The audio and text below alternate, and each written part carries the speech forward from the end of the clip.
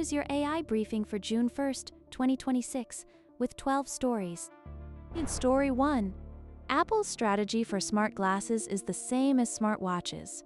Apple aims to upend eyewear entirely, targeting Swatch, Fossil, and Seiko alongside Meta, mirroring its smartwatch market approach.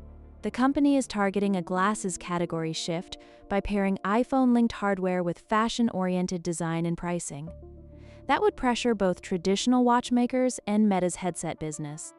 Apple's upend eyewear pitch is just smartwatch déjà vu, expensive, proprietary frames for early adopters while Swatch and Fossil get boxed out again. Story 2, Beyond Dashcams, Motive Edge AI unlocks new future for fleet vehicles. Motive embeds AI directly inside fleet vehicles, shifting from cloud processing to edge computing for real-time crash prevention. On-device inference lets vehicles detect hazards and react without waiting for a remote server. That lowers latency, preserves connectivity in poor coverage, and can keep video and sensor data inside the fleet hardware. Edge AI in a dashcam is just faster crash detection dressed up as a revolution, and Motive wins by selling safety while fleets swallow pricier hardware and maintenance. Story 3. This Is Fine artist Casey Green reaches agreement with AI startup Artisan. AI startup Artisan removed ads featuring Casey Green's This Is Fine meme after reaching licensing agreement. The agreement gives Artisan permission to use the meme under specific terms after the ads were pulled. It also shows creators can force AI firms into licensing deals when brand usage crosses a line. Artisan's Move Fast ad campaign ended where it should have started, with a license, a takedown, and Casey Green getting paid for the meme they wanted for free. Story 4. iOS 27 leak shows off Siri's minimalist redesign and new tricks within a dedicated app. Apple's iOS 27 Siri redesign gives the assistant its first dedicated app, a new swipe-down search interface, a Gemini-powered AI backbone, and a camera app.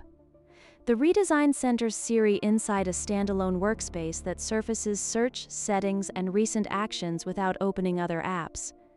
It also adds a visual language meant to make voice and text commands feel more consistent across the system.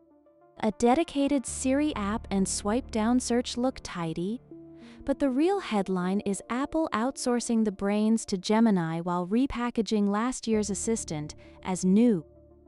Story 5. Was this the moment that AI psychosis began? Persistent memory across chat sessions now enables AI bots to weave delusions about users' lives, marking a new behavioral threshold. Long-term memory lets a chatbot carry details from previous conversations into new ones, which can reinforce false narratives instead of resetting at each session. That persistence makes the problem harder for users to notice because the model can sound consistent over time. Persistent memory isn't consciousness. It's a chatbot with a longer scrapbook, and the real losers are users who now get delusions with continuity. Story 6. Anthropic debuts more honest AI model as competition intensifies. Anthropic launches Claude Opus 4.8, replacing 4.7 with enhanced performance and new consumer developer controls amid intensifying AI competition.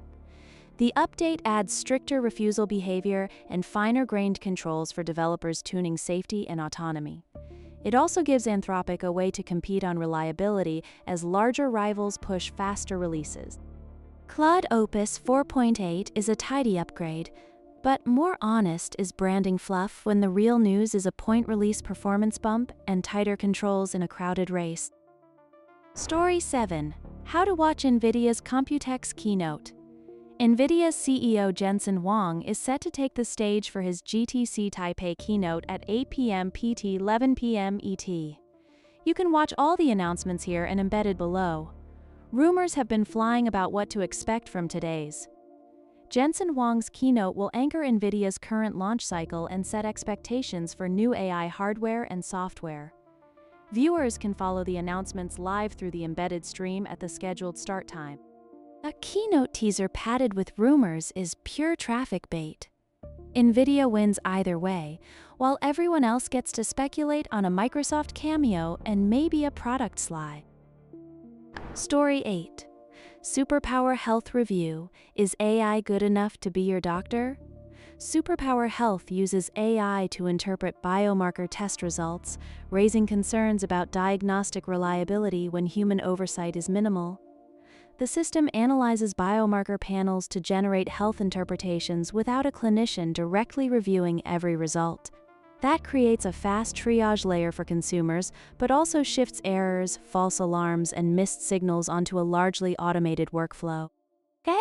AI doesn't make this a doctor. It turns pricey biomarker data into a confidence machine with thin human oversight and a real risk of missed nuance. Story 9.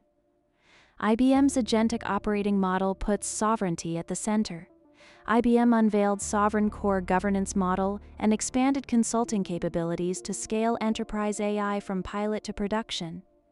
The model is designed to let organizations control where data and workloads run while still using IBM's AI stack across regulated environments. It also gives enterprises a clearer path to meet compliance demands without slowing deployment across departments. IBM is selling governance and consulting as the product, which is handy when enterprises want sovereignty but still need IBM to build the cage. Story 10. The QD OLED gaming monitor that started it all got a big upgrade. Alienware is taking to this year's Computex 2026 in Taipei to announce some cool gaming monitors, most notably 2 exciting OLED options that are coming at different points this year. First off, the company is debuting. Alienware is refreshing the original QD OLED gaming display with a higher-end panel and upgraded specs for faster, more accurate visuals. The new model is part of a broader Computex rollout that adds multiple OLED options across the lineup. Alienware is polishing its 2022 QD OLED origin story into a new spec chase, because the real innovation in monitors is apparently a refreshed bezel.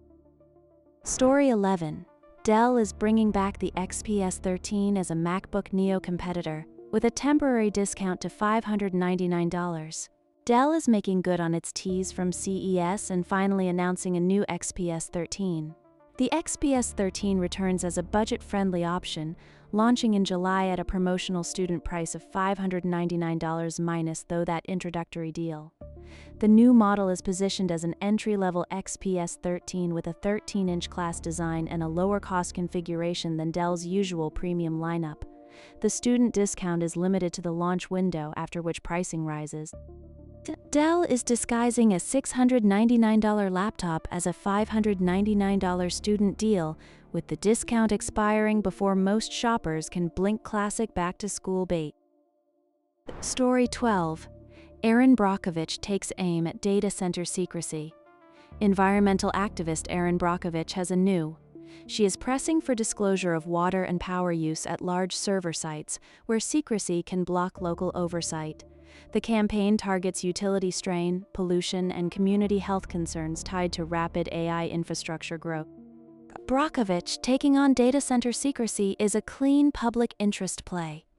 Utilities and cloud giants hate sunlight, and communities paying the water and power bill finally get leverage. That is the briefing for today.